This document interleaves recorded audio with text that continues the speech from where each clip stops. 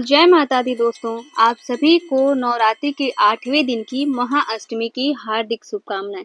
तो चलिए दोस्तों, आज हम इस वीडियो में जानेंगे नवमी तिथि के संपूर्ण नियम विधि, जैसा कि हवन पहले करें या कन्या पूजन पहले करें, कन्या ना मिले तो हम क्या करें, कलश के नारियल का हम क्या करें, माता की चौकी हमें कब हटाना है, राम जी की पूजा का शुभ मुहूर्त क्या रहेगा और इस दिन पे किन किन बातों का हमें ध्यान रखना है। तो वीडियो बहुत ही महत्वपूर्ण होने वाला है, इसलिए वीडियो को अंत तक जरूर देखें। तो चलिए हम वीडियो को शुरू करते हैं। तो सबसे पहले तो मैं आपको बता दूं कि नवरात्रि के 9वें दिन माँ सिद्धिदात्री की पूजा की जाती है, जिनकी पूजा अर्चना से हमारे सारे कार्य सिद्ध होते हैं, घर में सुख समृद्धि संपन्नता सदा सर्वदा बनी रहती है। तो इसीलिए हमें माँ सिद्धिदात्री की पूजा जरूर करनी चाहिए। इसके साथ ही इसी दिन पे हम रामचंद्र जी की पूजा करते हैं। रामनवमी इसी दिन मनाया जाता है। तो ये हमें कब प्राप्त हो रहा है, तो मैं आपको बता दूं कि नवमी तिथि रहेगी 6 अप्रैल दिन रविवार को। ठीक है, ध्यान से सुन लीजिएगा और समझ लीजिएगा। इसी दिन हमें राम जी की भी पूजा करनी है और माँ सिद्धिदात्री की भी इसी दिन हमें पूजा करनी है। तो सबसे पहले तो सुबह सवेरे जल्दी उठ के, जैसे कि मैंने बाकी के दिनों में आप सभी को बताया हुआ है कि सुबह सवेरे जल्दी उठ के घर के जितने भी कार्य हैं सभी कार्य करने के पश्चात हमें स्नान आदि करके शुद्ध और साफ वस्त्र धारण करना है। इस दिन भी माता का प्रिय रंग है बैगनी, तो इस दिन पे हमें बैगनी रंग का वस्त्र पहनकर, साड़ी पहनकर माता की पूजा करनी है। ठीक उसी तरह जैसे हम 8 दिनों से पूजा करते आ रहे हैं, सबसे पहले गंगा जल का छिड़काव करते हुए सभी सामग्री को हमें शुद्ध कर लेना है। इसके पश्चात एक आसन पर बैठकर हमें स्वयं को शुद्ध करना है। फिर हमें कलश देवता की, जौ वाटिका की, भगवान श्री गणेश की पूजा अर्चना करनी है। इसके बाद माँ सिद्धिदात्री की हमें पूजा करनी है। माता की पूजा हम अक्षत, फूल, रोली, चंदन, धूप, दीप आदि से माता का पूजन कर लेंगे। इसके पश्चात हमें इस दिन पे माता को भोग में खीर, पूरी, हलवा बना के हम चढ़ाते हैं। ठीक है, इसके पश्चात माता की विधि विधान से हम पूजा कर लेंगे।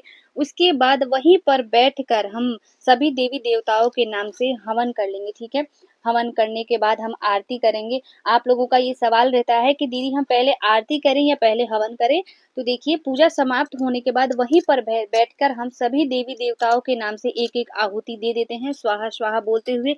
इसके पश्चात हमें आरती करनी चाहिए और उसके बाद हमें 9 कन्याओं को भोजन करवाना चाहिए। ठीक है, ध्यान क्या हमें इस दिन पे रखना है कि पूजा समाप्त होने के बाद हमें कलश नहीं हटाना है, क्योंकि 6 अप्रैल दिन रविवार पड़ रहा है। ठीक है, नवमी तिथि जो है, और रविवार और मंगलवार के दिन कलश नहीं हटाया जाता, माता की चौकी नहीं हटाई जाती, या मैं यूं कहूँ तो बेटी की विदाई नहीं होती है। ठीक है, तो इसीलिए हमें इस दिन पे कलश नहीं हटाना है, इस चीज का आप लोग ध्यान रखें। ठीक है, हवन करने के बाद पूरे आदर सत्कार से हम 9 कन्याओं को भोजन करवाते हैं। सबसे पहले तो हम आसन बिछाकर फिर 9 कन्याओं को बैठाते हैं, पैर धोते हैं। इसके पश्चात आलता लगा के, चुनरी उड़ा के फिर हम 9 कन्याओं को, जो हमारे पास है पूड़ी, हलवा, खीर जो भी है, उसी को हम भोजन करवाते हैं। फिर दान दक्षिणा देके हम 9 कन्याओं का विदाई करते हैं। इसी प्रकार से हमें 9 कन्याओं को खिला देना है। ठीक है, एक चीज मैं और बताती चलूं कि पारण हमें उसी दिन पे नहीं करना है, यानी कि रामनवमी के दिन पे, नवमी तिथि के दिन हमें पारण नहीं करना है। जो लोग भी 9 दिन का व्रत रखे हैं वो 7 अप्रैल दिन सोमवार को व्रत का पारण करेंगे। ठीक है, और 7 अप्रैल दिन सोमवार को ही माता की चौकी हटाई जाएगी और कलश को भी हिलाया जाएगा। तो इस बात का हमें ध्यान रखना है, जो कि मैंने पहले ही बता दिया है। तो 7 अप्रैल को जैसे कि सुबह सवेरे जल्दी उठ के पूजा पाठ करके, आरती वगैरह करके, इसके बाद हम जो है वो कलश को हिला देंगे, चौकी थोड़ा सा हटा देंगे। इसे विसर्जन का नियम जो है वो हो जाता है। इसके पश्चात हमें दान करने के बाद ही पारण करना है। ठीक है, ध्यान क्या रखनी है इसमें भी हमें कि चौकी हिलाने के साथ साथ हमें चौकी की जितनी भी सामग्रियां हैं वो सभी नहीं हटानी है, ना ही कलश का विसर्जन करना है।